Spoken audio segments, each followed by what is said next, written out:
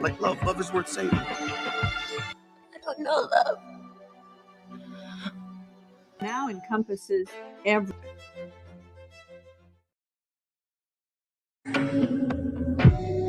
Oh, welcome.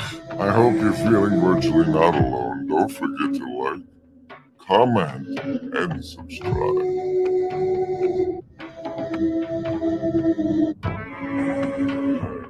I don't know if anybody's even listening right now. Like these voices in the background makes them feel virtually not alone. You know?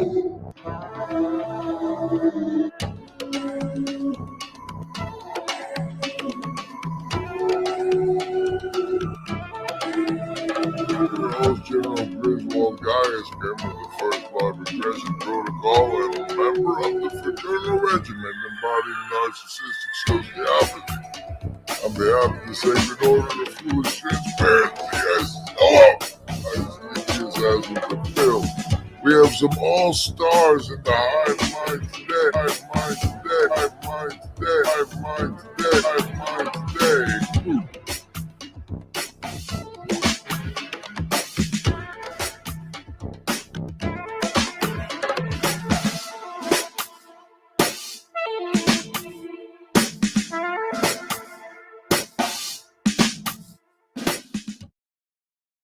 Oh my, hello. I see the assassins have failed.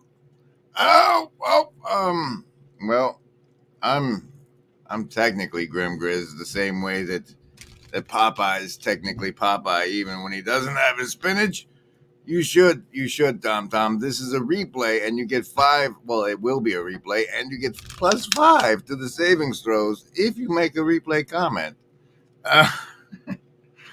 Welcome, everybody. I don't do this much anymore, and I'm sorry about that. But here we go. We're doing it tonight. I have a casino, not a casino. We don't have casino cards anymore. We've lost too much of the deck. We're playing with too short of a deck. Yes, neutrinos. May they continue to do so. You too, Emily. Good to see you. Hey, everybody. The blue church card of the show is the 4 of diamonds, whatever that means to anybody. And in exciting news, in the special earlier Christmas or gift, I guess. We've got a brand new survival die and some fancy upgrades to the heart die and the wisdom die. And our good old friend, the social die, is still there. So, as you should know by now, here is the place you get savings throws versus mind control. You're swimming in mind control, especially from this show, but also just the advertisements you see everywhere you go. And as such, we give you a savings throw against them. I roll, you choose first between survival, social, wisdom, or heart. Hey, and then I roll it. If it's over 10, you take half damage from the mind control. If it's under 10, you take full damage. But remember, everybody, we want what's best for you. Survival, social, wisdom, or heart. Choose. Whoa, fresh off the survival die. You're going to need your bonuses. That's a 6 for you. Show it. All right. Okay. And then socialist, that's a 4. A 4. Man, that's bright. You have to be so bright? Okay, 4. 4 for you. Lovers of wisdom. 2. You still get your bonuses with the 2. It's not a nat 1, so that's good. And heart, folks, coming in with the 15. You're going to be all right tonight. You're going to be all right. Indigo Kid, you got 5. Bizarro Don Draper, says Zach. Well, it's good to see you too, pal. Stephanie Christos, Dr. Lenny Time, all in the hive mind tonight. Hearth, that's close enough to heart, I guess. Oh, welcome, everybody. It's good to have you with me, being virtually not alone. Here's some of your favorite branding. I saw you toss the kites up high above the birds about the sky, and all around I heard you pass like lady skirts across the grass. Oh, wind a-blowing all day long. Oh, wind that sings so loud a song. I saw the different things you did, but always you yourself you hid. I felt you push, I heard you call, I could not see yourself at all. Oh, wind a-blowing all day long. Oh, wind that sings so loud a song.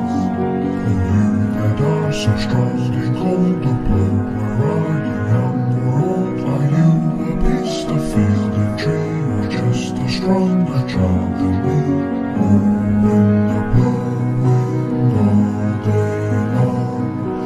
Oh, wind that sings so loud a song. Black Friday.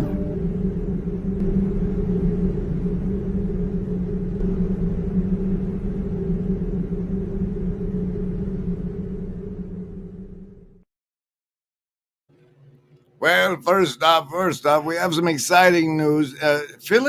Taking up the slack of not producing enough Randos conversations, Chad has taken it upon himself over at the Friday Morning Nameless to start doing Randos conversation. His first was a banger, and his second was quite interesting. Here's the intro and then a piece of it. Morning Rando. Greetings and welcome. Everybody asks this. the most important part of this wonderful broadcast happened at the end somewhere. Let's see if we can find it.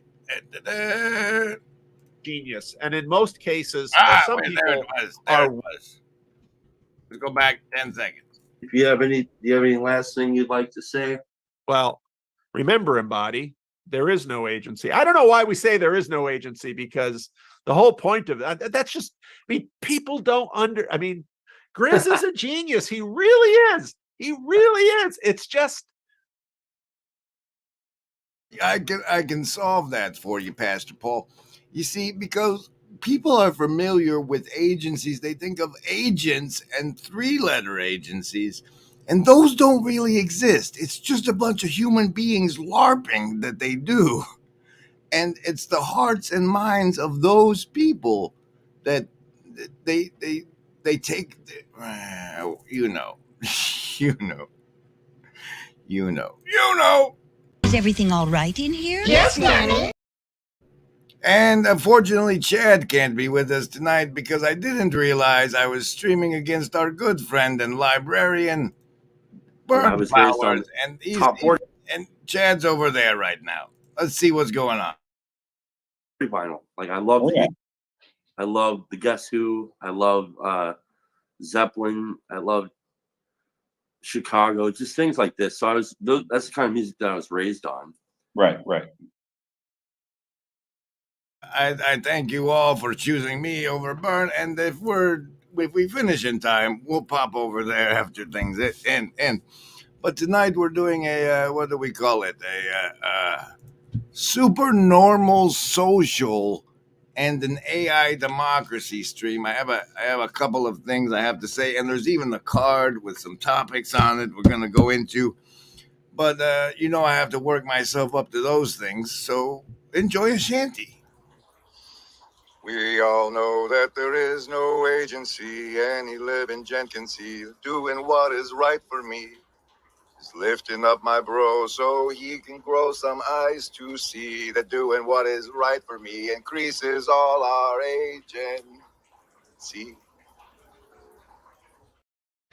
Now what'll that asshole think of next? Is anybody got a dime? Hello.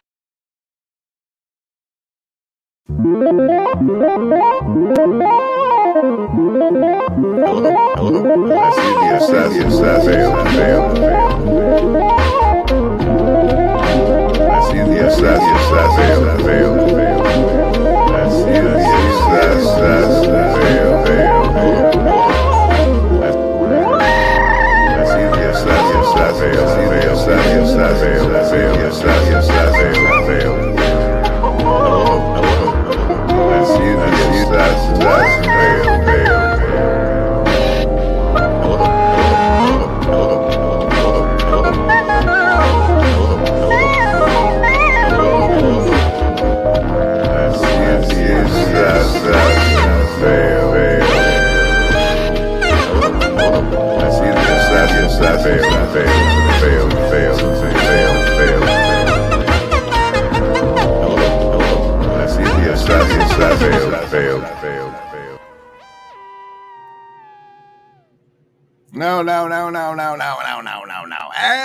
No. As you know, I do like to deliver on both the title and the thumbnail of these streams. The thumbnail is AI democracy, and we'll get to that later.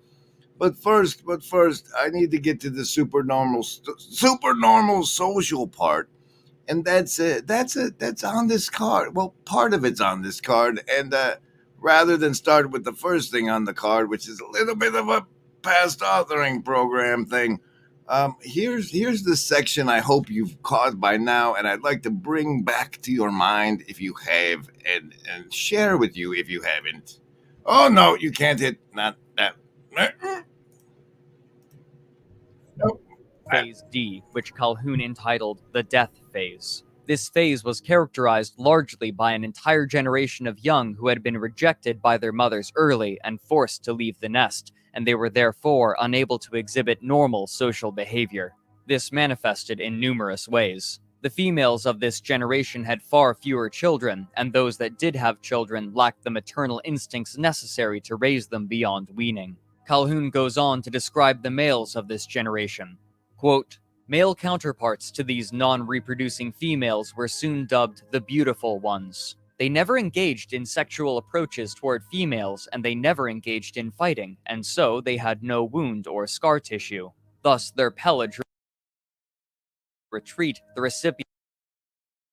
All right. So what happened was I had it all queued up, and then I updated Windows and then found the wrong part. Here's the part I was supposed to just play. Of these attacks would simply lay still and endure the assault. The outcast females, rather than joining them, would retreat to the highest apartments and live quietly among one another. It was during this time that the behavioral sink manifested, with mice gathering around specific food hoppers in large numbers, while others remained almost entirely untouched, showing how, again, the need for social interaction had become so intertwined with the need for food that the former had overtaken the latter. You see that part, the part where the need for socialization is so entwined with the need for food that the natural creatures will do that. But being humans and getting better at everything we do, and including understanding those sorts of behaviors, we have concocted what we have now supernormal socialization. Large numbers of us rat-like beings gather here in these online places rather than where people formerly used to gather to get their socialization, and that's where the my regret and past authoring part of the program comes into play. See, once upon a time, I had my first job. I may well now, as a brown UPS Santa's elf, be working my last job. But my very first job I got as a dishwasher at a place called Luigi's, where when you discover that when you're washing dishes, everybody in the restaurant is working against you the whole time. But what happened when I got this first job? At my home life, I was already engaged in the supernormal stimuli of online communication in the ancient form of well, first there were video games, and then there was the Atari, and then the Nintendo, and then the Super Nintendo. And when the Super Nintendo came out, one of my favoriteest games was Super Street Fighter 2. Because me and my friends would get together and punch buttons, mash buttons, Hadouken at each other, which was lots and lots of fun. And then they came out with this little blue thing I can't remember the name of that functioned as a modem for the Super Nintendo, and you were able to pit your Super Nintendo Super Street Fighter skills against anybody.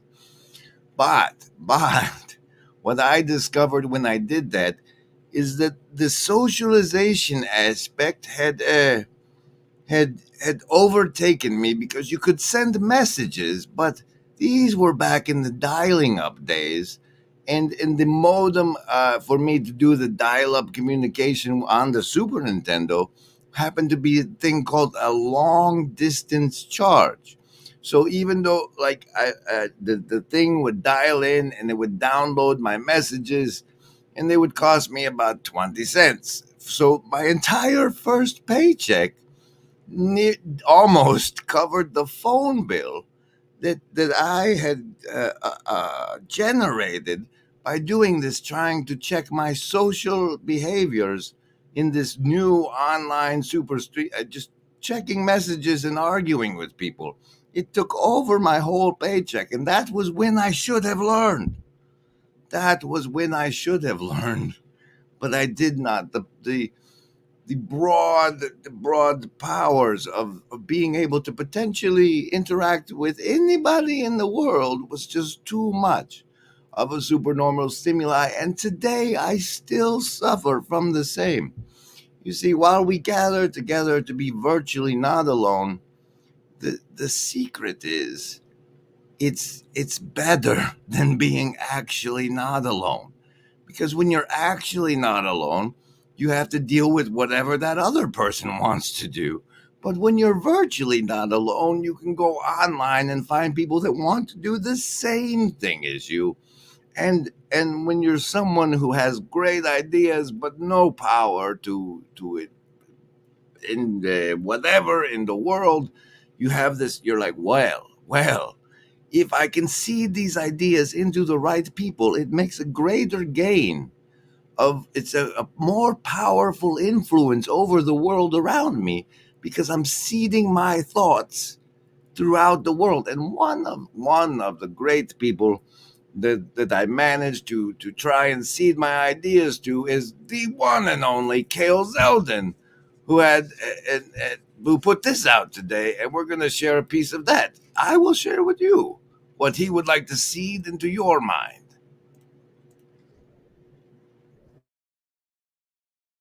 Are run by the wife. I'm not really sure how that would go, but the idea is that this is a retreat space for men. And it's interesting to me, of course, that it is subterranean, is below ground. And that's something that I think about quite a bit. And it's a strange kind of inversion because it becomes, I think, a kind of safe space for manly or masculine things, which sort of have retreated in an interesting sort of way. And I don't, of course, want to get into manosphere type stuff, but I do think it is interesting. But as I say here in the tweet, that I understand why the storytellers in Star Trek used it for their storytelling, but I've always maintained that if we could do it, we would never leave. And in fact, it would end the world. Because everyone would just simply not leave. And so I quip that it's a kind of world uncreator. And here we are in the moment of AI. I called it an advent in the thread, and it seems to me that it's really here, that the waiting is kind of over. It's just a matter of filling out the details and how immersive and responsive can it become. Now, you see, that man, to my knowledge, teaches like wealthier children than exist in my small Oklahoma town.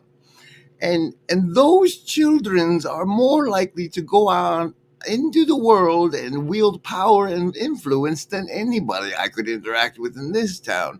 And thanks to the power of Supernormal Social, I can seed ideas into Cale Zeldin's head, and he can seed them into those children's head. And look at the power and influence I wield. Isn't it amazing? And but as he brought up, we are now in the age of AI, and while I was drawn back to something I had seen many years ago that I found very valuable, when I went through and looked for it, rather than finding what I was looking for, I found the inspiration for today's thumbnail title, AI Democracy. And so the thing I recalled that I wanted to bring to your attention was this fabulous video called The Rules for Rulers by CGP Grey from many years ago. With I mean, it says 19 million times it's been watched. I don't know how much you've seen about it, but here's an important part as relates to AI democracy. Even when a lower percentage is taken. Democracies are better places to live than dictatorships, not because representatives are better people, but because their needs happen to be aligned with a large portion of the population. The things that make citizens more productive also make their lives better. Representatives want everyone productive, so everyone gets highways. The worst dictators are those whose incentives are aligned with the fewest citizens, those who have the fewest keys to power. This explains why the worst dictatorships have something in common: gold or oil or diamonds or similar. If the wealth of a nation is mostly dug out of the ground, it's a terrible place to live because a gold mine can run with dying slaves and still produce great treasure. Oil is harder, but luckily foreign companies can extract and refine it without any citizen involvement. With citizens outside this cycle, they can be ignored while the ruler is rewarded and the keys to power kept loyal. Now, how does this relate to AI, Grim? I don't understand. Well, you see, as our society has advanced, we went from physical labor being of terrible value to cognitive labor being of terrible value. And now the AI is going to render most, if not all, of us cognitive laborers irrelevant. And as such, we're putting ourselves into the situation where the citizen's level of productivity is relatively irrelevant, much as in the case of the diamonds and the gold and those sorts of things. And, well, that doesn't bode well for the citizenry, now does it? But hey, if you scroll slower, you wouldn't. This one, we want the long one. The list? Yes, any of the first level ones. I'm gonna get a soda. Anyone want one? Hey, Graham, I'm not in the room, right? What room? I want to cast Magic Missile. The room where he's casting all these spells from. He hasn't cast anything yet. I am, though, if you'd listen. I'm casting Magic Missile. Why are you casting Magic Missile? There's nothing to attack here. I'm attacking the darkness.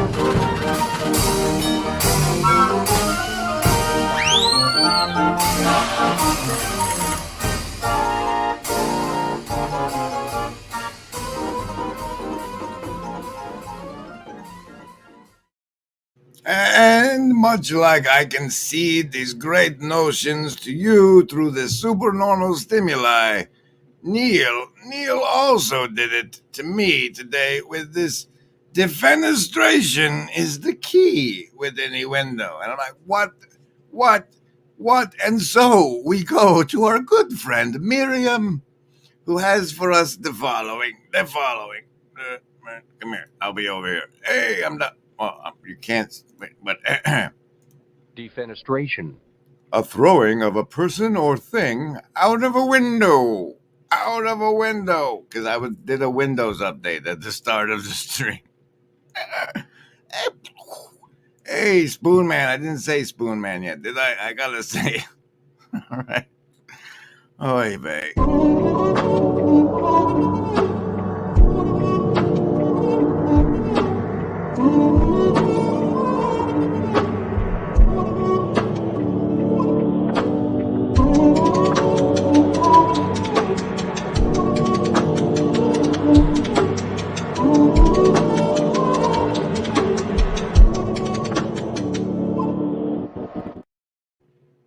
Hey, did you guys see the cool new reindeer beholder?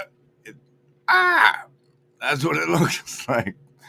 Thanks to the people who give me all these things to play and show and, welcome. We hope you're feeling virtually not alone. Don't forget to like, comment, and subscribe. Speaking of subscriptions, as you know, I've enabled the YouTube membership because they offered to pay me $500 to do so. And unless some of you have been remarkably generous, it seems as though they've delivered on that promise. And unless I keep it going just to let you guys make this special emojis like our good friend Denimor's Denny you can make, and I might turn that off. You see, when you guys join as YouTube members, I feel this incredible pressure to perform for you, despite how I feel like inside. Oh, speaking of rituals, when we do go visit our good friend Miriam, we also like to get the special secret message that is communicated in the word of the day. And we go through the last 5 or so and trying to determine what the secret message is. Those words are going to be exhort. To exhort someone is to try to strongly urge them to do something. You're strongly urging. You don't. Anyway. Mentor. A mentor is someone who teaches or gives help and advice to a less experienced and often younger person. Quixotic. Quixotic describes people and ideas that are foolishly impractical, especially as they pursue or relate to the pursuit of ideals. Foolscap. Foolscap refers broadly to a piece of writing paper. What? Okay. Convalesce. Okay, so the secret message is you can exhort your mentor quixotically to provide you a foolscap with a note that lets you convalesce. They used to be better. They used to be better.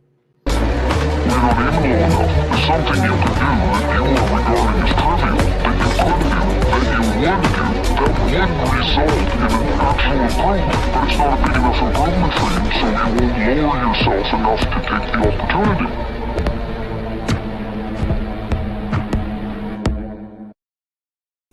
Special thanks to the Shadow Cabal, so say we all. And having so early and directly delivered on both the title and the thumbnail, I have only left for you. Oh, fuckus.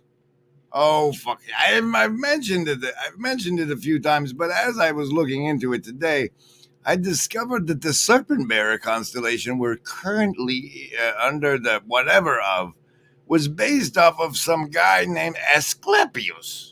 And so I went and checked out this Asclepius fellow. Oh, share this tab instead. And I thought I'd share a little bit of that with you. It turns out that Asclepius was originally immortal and later became the god of medicine. He was said to be the son of the god Apollo and a mortal woman from Tricala, Thessaly, named Coronis, the son of Apollo and the daughter and Coronis. And while Coronis was pregnant, she fell in love with some other dude, a mortal.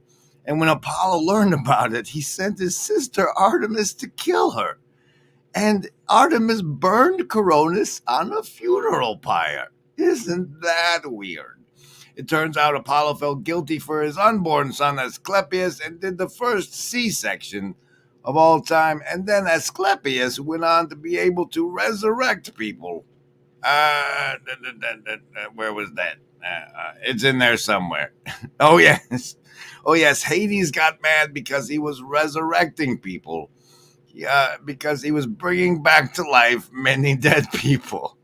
So isn't that fascinating? That's all quite. All right, let's check in with the hive mind. Santa is the real Gotham. Hey, it's Mosley. Oh, so powerful, so powerful. Thanks, Stephen. The Joker wears a fool's cap, which I guess before they started using aluminum foil, they just did paper. Okay. They used to be better chasing ideals on pieces of paper like, wow, look at that fancy symbol Spoon Man made. All right, ladies and gentlemen, that's all I have for you. I will drop off now this link over to Burns' channel with Chad because I know you're all going to want to check out that. I'm going over there. I'll meet you there. Give Hades his due. Take a couple of coins. Make sure you have the coins before... Oh, dear. All right. I'll see you guys over at Burns. Let's take the train, shall we? Shall we?